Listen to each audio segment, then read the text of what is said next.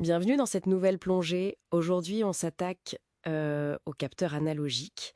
On s'appuie pour ça sur un cours d'électronique assez pointu. Et notre mission, eh bien, c'est d'extraire l'essentiel. Comprendre comment ça marche, quel type existe et pourquoi ils restent cruciaux, même aujourd'hui. Ce sont un peu les traducteurs entre le monde réel et nos circuits électroniques, en fait. Alors, déballons ça. Un capteur analogique, c'est quoi au juste? C'est un dispositif qui va mesurer une grandeur physique, la température, la lumière, une force, Oui, et qui la transforme en un signal électrique. Mais pas n'importe comment. non, justement. C'est un signal qui varie de façon continue, Continu. C'est-à-dire? proportionnellement à ce qu'il mesure. L'amplitude du signal peut prendre une infinité de valeurs, un peu comme une rampe douce. D'accord, je vois. Pas un escalier avec des marches distinctes, comme en numérique. Exactement. C'est ça, le principe de transduction. Et c'est là que ça devient intéressant. Cette opposition, enfin cette différence avec le numérique. Ah oui. Ce signal analogique, il est riche. Il capture vraiment la finesse, la nuance du phénomène physique. Ça, c'est son grand atout. Mais, il y a un mais, j'imagine. Oui, il y a un mais. Il est fragile. Le moindre bruit électrique, une petite interférence, et hop, il peut être perturbé. Ok. Alors que le signal numérique, lui, avec ses 0 et ses 1 bien définis, il est beaucoup plus robuste pour la transmission. Par contre, pour passer de l'analogique au numérique, il faut quantifier, arrondir en quelque sorte. Et là, on perd un peu d'informations. On perd forcément un peu de la nuance de départ. C'est un compromis permanent en conception. Coût, performance, tout ça est lié. Et pourtant, on pourrait penser qu'avec le tout numérique, ces capteurs analogiques seraient obsolètes. Eh bien non, pas du tout. Pourquoi? Parce que le monde qui nous entoure, lui, il est analogique, il est continu. C'est vrai, une température, ça ne saute pas d'un degré à l'autre instantanément. Voilà, ça monte, ça descend progressivement. La pression, pareil. Donc pour mesurer ça fidèlement, Il faut bien commencer par une mesure continue. exactement. Sans ça, difficile d'avoir une surveillance précise en temps réel dans des systèmes critiques. Pensez aux thermocouples, aux jauges de contraintes. D'accord. Et comment on juge la qualité d'un capteur comme ça? Alors, il y a plusieurs critères. La sensibilité d'abord. La sensibilité? Oui. Prenons l'exemple du thermocouple. Il peut générer quelque chose comme 40 microvolts par degré Celsius de différence. 40 microvolts. C'est minuscule. Oui, 40 millionièmes de volts. C'est infime. Ça montre bien que le signal brut est souvent très très faible. Et donc difficile à exploiter. Il faut pouvoir le détecter et surtout l'amplifier sans le noyer dans le bruit ambiant. Et ça nous amène à l'autre défi. La précision. Le bruit, les interférences dont on parlait. Oui, mais pas seulement.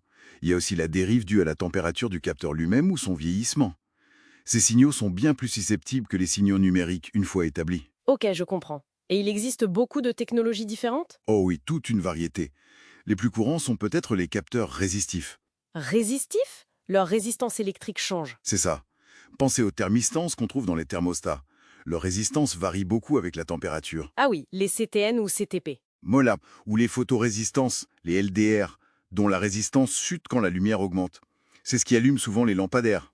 Pratique. Et les jauges de contrainte? Elles sont très utilisées. On les colle sur une structure et elles mesurent sa déformation quand on applique une force. C'est la base des balances électroniques, par exemple. Tout à fait. Idéal pour mesurer une force ou une pression statique, constante. Et il y a d'autres familles? Oui, par exemple les capteurs piézoélectriques. Eux, c'est différent. Ils génèrent une tension quand on les déforme, rapidement. Rapidement? Comme un choc. Exactement. Un choc, une vibration. C'est parfait pour les accéléromètres, typiquement pour déclencher un airbag dans une voiture. Mais moins bon pour une pression constante, alors. Beaucoup moins. Ils ne sont pas faits pour ça. Chaque technologie a vraiment son domaine de prédilection. Donc, on a ce signal initial. Souvent minuscule, potentiellement bruté.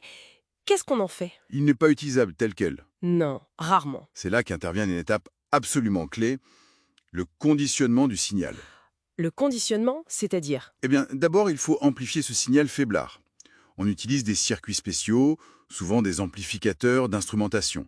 Leur particularité, c'est d'amplifier la différence entre les deux fils du capteur, tout en rejetant le bruit qui pourrait être commun aux deux fils. Ah, astucieux. Pour éliminer le bruit ambiant. Voilà. Ensuite, il faut filtrer. Nettoyer le signal, enlever les fréquences qui ne nous intéressent pas, les parasites. Et il y a un filtre particulièrement important, j'ai cru comprendre. Oui, le filtre anti-replément. Celui-là, il est crucial et il doit être placé avant la conversion en numérique. Avant. Pourquoi? Parce que Si on numérise, si on échantillonne un signal analogique qui contient des fréquences trop hautes par rapport à la vitesse d'échantillonnage, Oui. on crée des erreurs, des artefacts qu'on ne peut plus corriger après. Des fréquences fantômes apparaissent dans le signal numérique. Un peu comme l'effet stroboscopique sur une roue qui tourne vite au cinéma. C'est une bonne analogie. Le filtre anti-repliement empêche ça.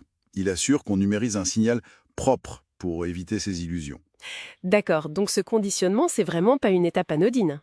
Non, c'est souvent là que réside une bonne partie de la complexité et de la performance du système. Et alors, où est-ce qu'on les croise, tous ces capteurs, au final? Ben, un peu partout, en fait.